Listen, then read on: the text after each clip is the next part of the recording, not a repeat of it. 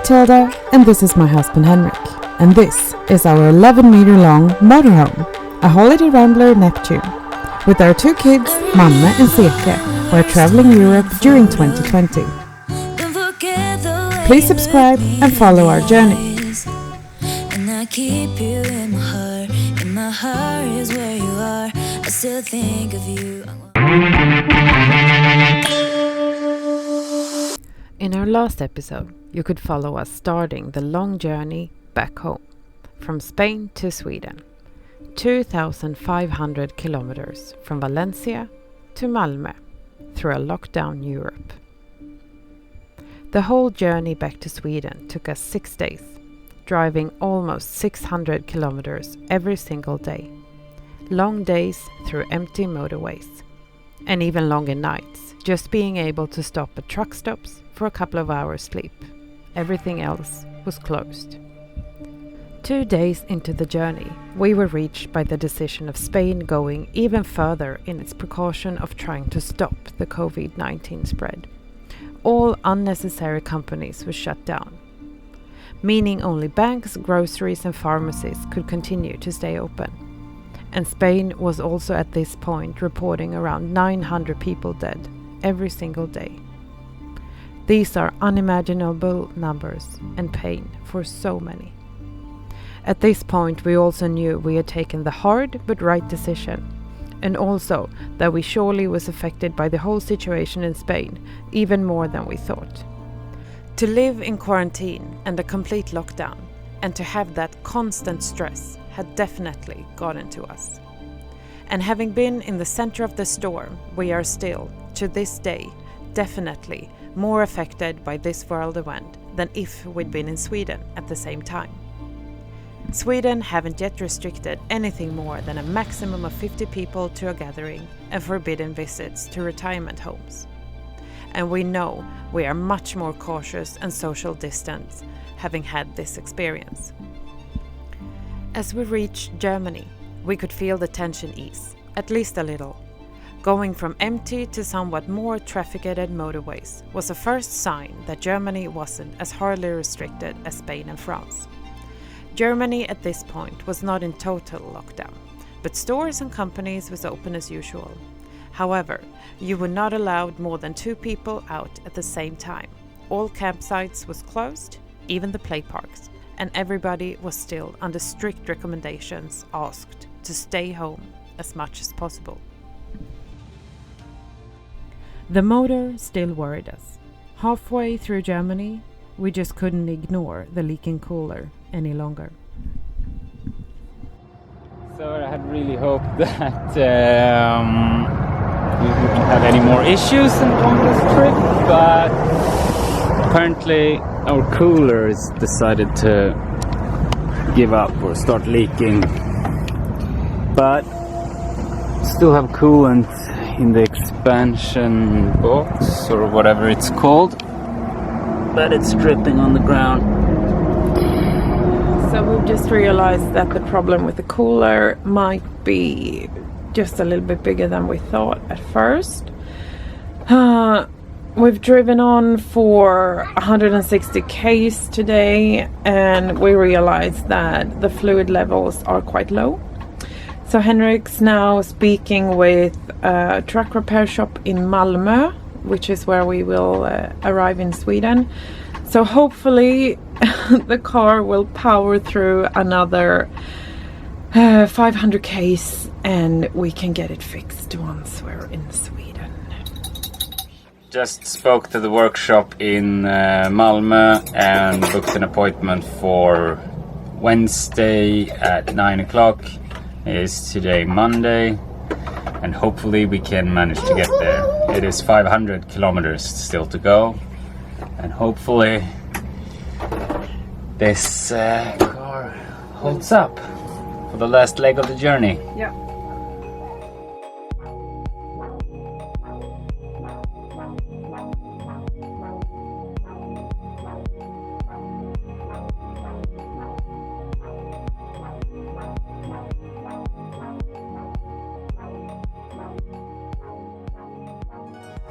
We've had a good driving day today. so far.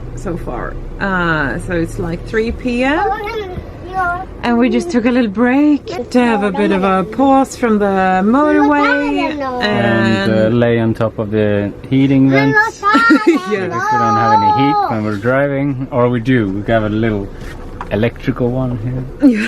Yeah. Because we can't use the fans. No. And it's getting cold. So that's one thing that we're really noticing. We are getting back up north. It is getting cold. But we're happy, and so far so good. The night was really good as well. Yeah. Yeah, so quick break before we're up on the road again.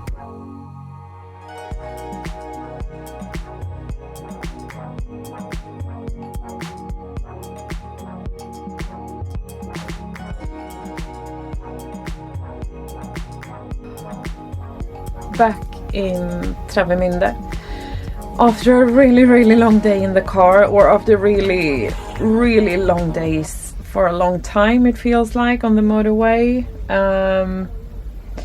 We decided last minute to take the ferry instead, because it's gonna be a shorter drive, and also turned out to be cheaper this way than going over all the bridges in Denmark. As nice as it is to finally be here and to be able to reach Sweden tomorrow, it's still a little bit emotional. We have so many great memories from when we first came to Travelmunde, and this adventure was just new and we were so hopeful, and now we're back here much sooner than we wanted to. But we're gonna cook some dinner and just have a nice and relaxed evening before driving onto the boat tomorrow morning.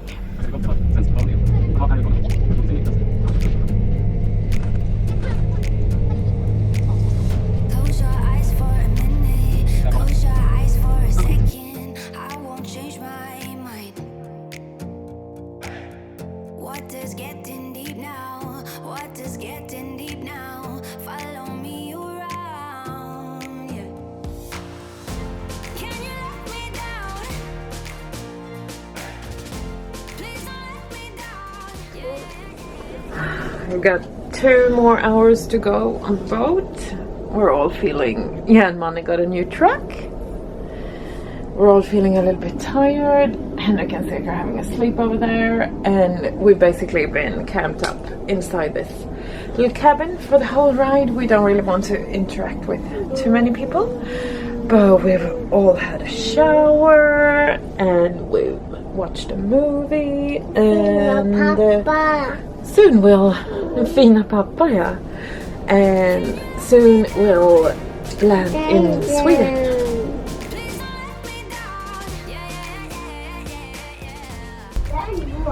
9 hours later, and getting a quarantine beer, and we're back down to the car again.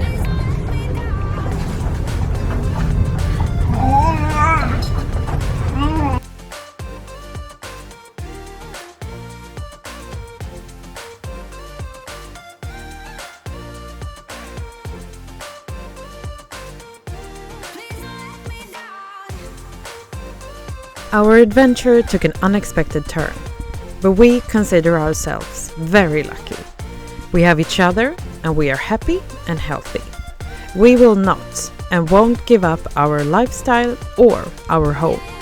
For now, we'll continue to explore the southern parts of Sweden as much as we can for as long as we can. And to be honest, this is a dream too.